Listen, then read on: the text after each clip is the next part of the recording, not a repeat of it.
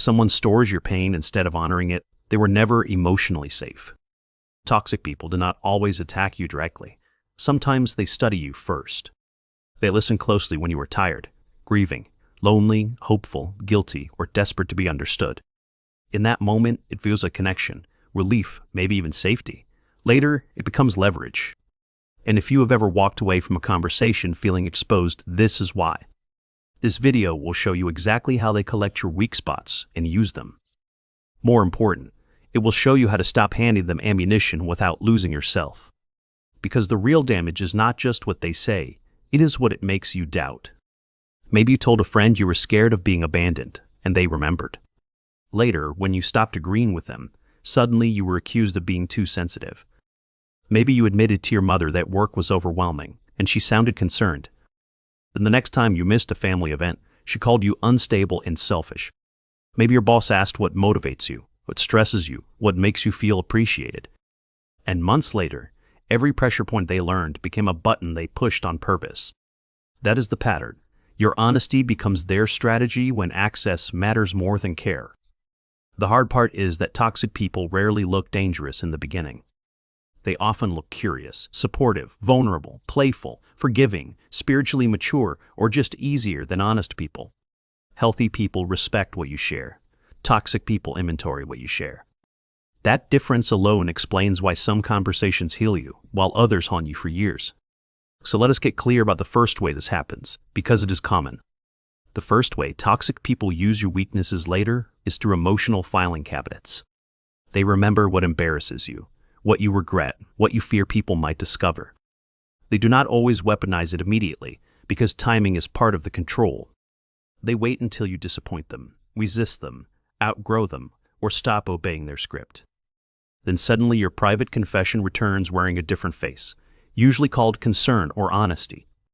A fake friend might say, "I just worry because you get emotional and spiral." Notice what happened there. Your vulnerability got recast as unreliability the moment you became inconvenient. A controlling partner does something similar when you reveal an old insecurity. Later, during an argument, they hit exactly that wound because they know it still bleeds. They say things like, "No wonder people leave you," or "Maybe you imagined it again."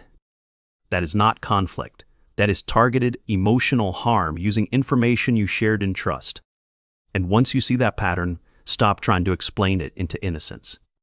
People can be messy, defensive, immature, or selfish without being calculated every second. But when someone repeatedly reaches for your disclosed pain during power struggles, that is a choice.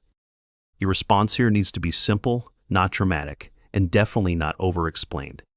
Say, "I am not discussing personal things with you anymore," and stop feeding the file. Give shorter answers. Change the subject. Keep your tone flat. Let the silence stand. Toxic people learn from your reactions, so starving the pattern matters more than winning. The second way they use your weaknesses is by turning your empathy into unpaid labor.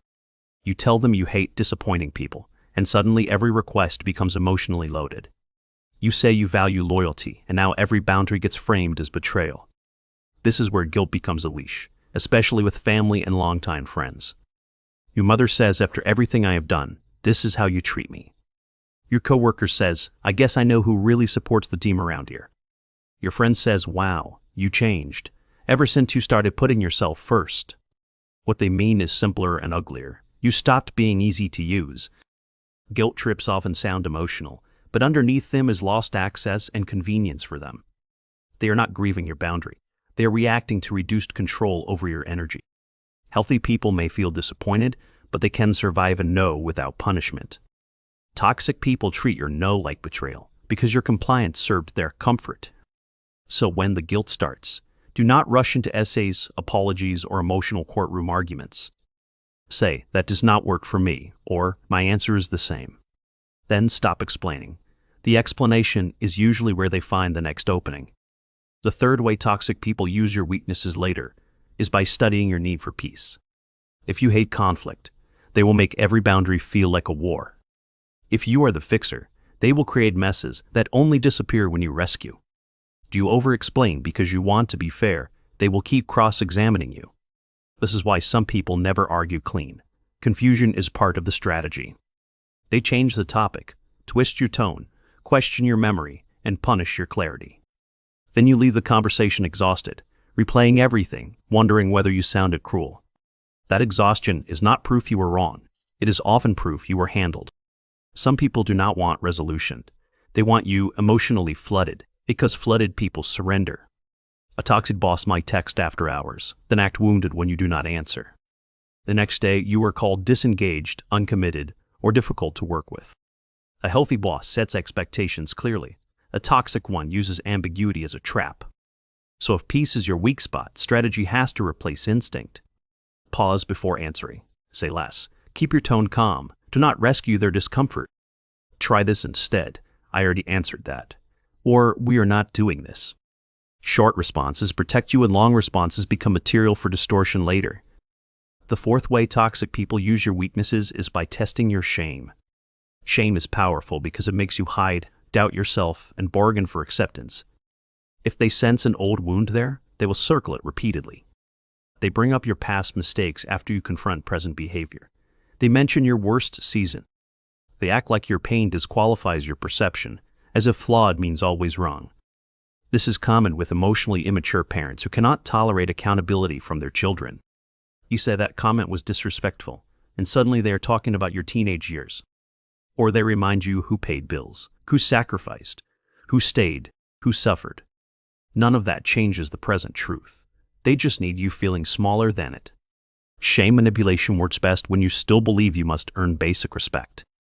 But respect that disappears when you disagree was never respect. It was conditional access. So if someone uses your lowest moment to cancel your current boundary, notice that. Then answer the present, not the bait. Say, we are talking about this right now. Or say, my past is not permission for your behavior today anymore. You do not need a perfect history to require decent treatment in the present. The fifth way toxic people use your weaknesses is through delayed retaliation. This one confuses people because the attack does not come during the real issue. It comes later, sideways, disguised as distance, gossip, professional concern, or sudden coldness. You said nothing, a limit on Friday.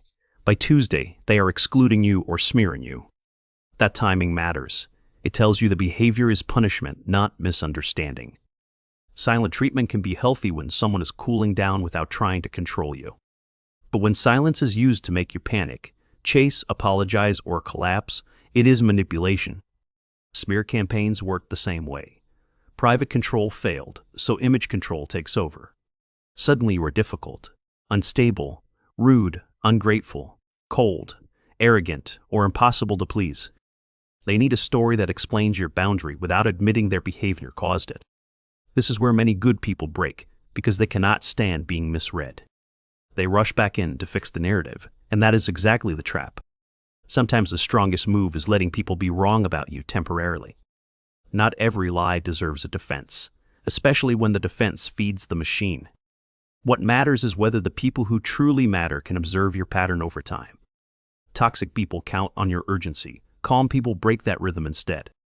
And this is where the deepest shift has to happen inside you.